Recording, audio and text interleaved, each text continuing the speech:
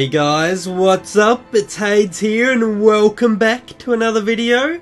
Today we're going to be playing Dear Esther, and hopefully I'm pronouncing that right, because me English no good, as some of you regular subscribers might know.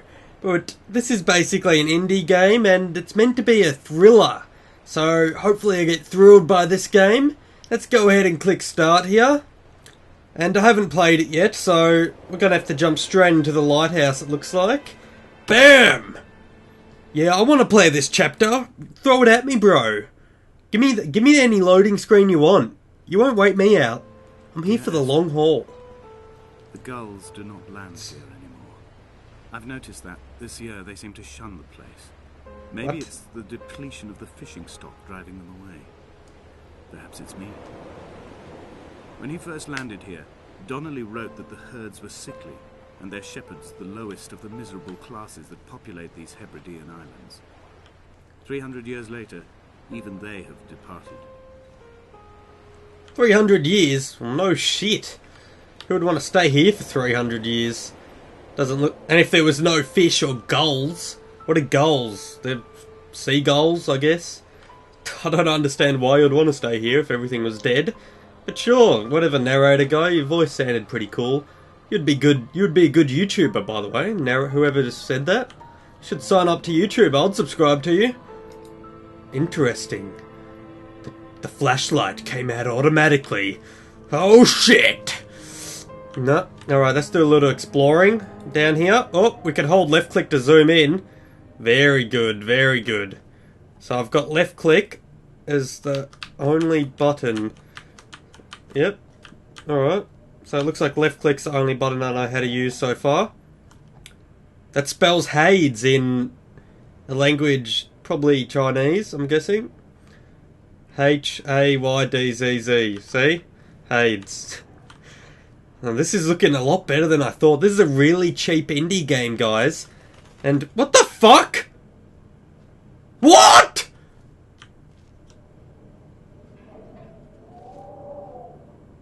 I can hear noises, and I just started falling in through the ground. Well, I'm out of there, that's for sure. Do you reckon I can find like a weapon in here or something? What does that say? Luminous paint. Luminous, so it glows. That's expensive shit. Whoever built this is rich. Glowing paint, that shit'll cost a fortune. Oh, which way do I take?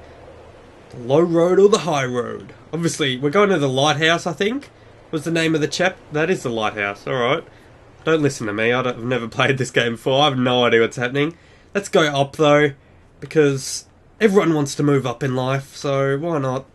Let's go. Let's see what is down there, though. Or even the shrubs get pushed out of the way. Look at that NVIDIA physics at its best. That's kind of... It's like... I don't know. Let's just keep moving. I should stop talking about things I have no idea about. Can I jump is the question.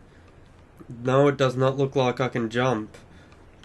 But I think that road might have led up this cliff. No, it's still going. Alright. This is... Donnelly reported here we go. The legend of the hermit, a holy man who sought solitude in its most pure form. Allegedly, he rode here from the mainland in a boat without a bottom, so all the creatures of the sea could rise at night to converse with him. How disappointed he must have been with their chatter. Perhaps now, when all that haunts the ocean is the rubbish dumped from the tankers, he'd find more peace. They say he threw his arms wide in a valley on the south side, and the cliff opened up to provide him shelter. They say he died of fever 116 years later. The shepherds left gifts for him at the mouth of the cave, but Donnelly records they never claimed to have seen him. I have visited the cave and I have left my gifts, but like them, I appear to be an unworthy subject of his solitude. What the fuck is happening? I don't get this at all. How are people living for 175 years? Who ride sea creatures in? And is that the cave? Maybe you have to get to that cave. It's probably going to get weirder and weirder, guys. So, I'm going to try and stay as positive as I can before I start getting owned by me not listening to the storyline as much. You guys could probably tell me in the comments the actual what I'm meant to be doing if I get stuck, alright? It's up to you guys. Oh, here we go. No fall damage. Better than Halo already. And COD, and every other game you take fall damage. Okay. There must be other buttons. Am I missing something?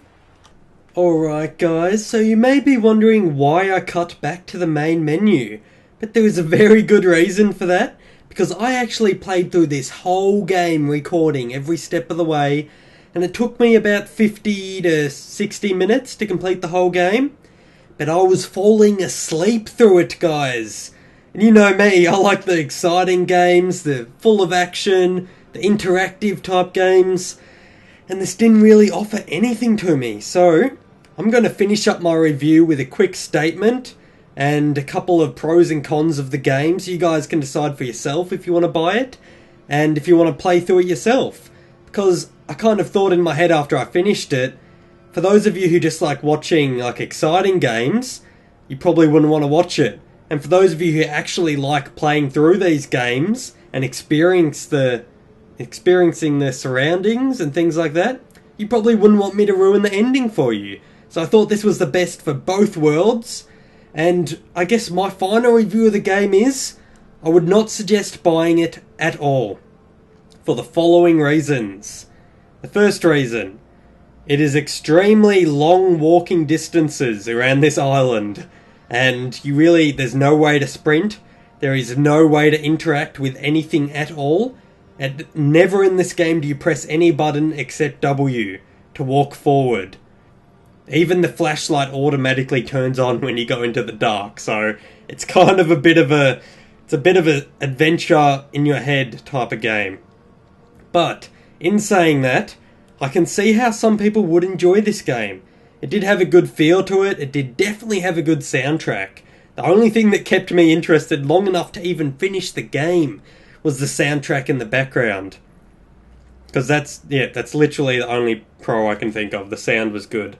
That's about it. And the graphics were okay for such a cheap game. Because this isn't an expensive game, it is an indie game. So we'll give them credit for their good graphics for the type of game it is. And also the great soundtrack. And even the commentator's voice who reads out the words that come throughout the storyline.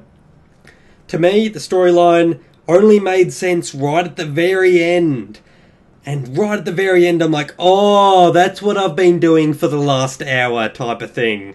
And I'm like, but why? I don't really care. So, my final announcement, review of this game, is do not buy it unless you don't like interacting at all and you just like walking around, taking in the scenery and listening to calm music. Alright? That's it, guys. That's all I have for you. And this is proof that I've finished the game. These are the 4 chapters right here.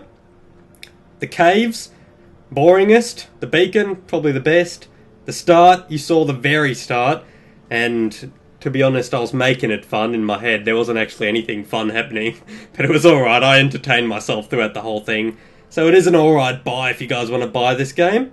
And it is Dear Esther, for those of you who missed it at the start. And before I wrap up this video, I would like to give a shout out to a game that I am going to start playing. Or hopefully start playing on my Xbox. This game is coming out on Xbox 360 and PlayStation 3. Well, the game I'm talking about first is Fuse.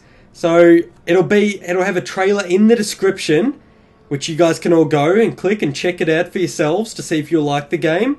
And there is also a demo available right now on PlayStation 3 and Xbox 360. So if you're not sure if you want to buy the game after seeing the trailer, which I'm going to post in the description, just go down, click the description, there'll be a link there, just click it. And after you've watched that, if you still don't know, there will be another link on my Facebook and Twitter that'll take you to the download the demo, which you can probably access through your Xbox Marketplace menu anyway, guys. But yeah, that's basically the idea of it. If you're not sure by watching the trailer, just check out the demo. And it's a 4-player co-op game. So that's the type of game I really like playing, to be honest, and not this type of game. So I like playing games like Fuse, and I don't like playing games like Dear Esther as much. But I don't want those of you who feel bad. Like, I know some of you must like playing this type of game. Otherwise, why would they have made it? There must be people out there who like playing this game and must have had a following to get the funding to produce it. So, no offense to those of you who like this type of game, it's just not my thing. Games like Fuse and Call of Duty and Battlefield are more my type of thing. If I was to relate Fuse to another game that I played previously, it would probably be... oh, what's it named? Borderlands 2 and 1. That was probably what I'd relate it to the most. And the co-op, like, part of it, it kind of fits in. It's a totally different storyline, totally different graphics, but the type of gameplay is the same as Borderlands as Fuse is. So anyway, guys, I guess that's it for this episode. Buy this game if you think you'll enjoy it and you want to play through it. And don't forget to check out Fuse in the description. And you can download the demo for it, and I think that's it. If you enjoyed this type of reviews and reviews of games, which I'm planning to do a lot in the future, make sure to chuck this video a like, support my channel, and have a wonderful day, guys. I'll see you later.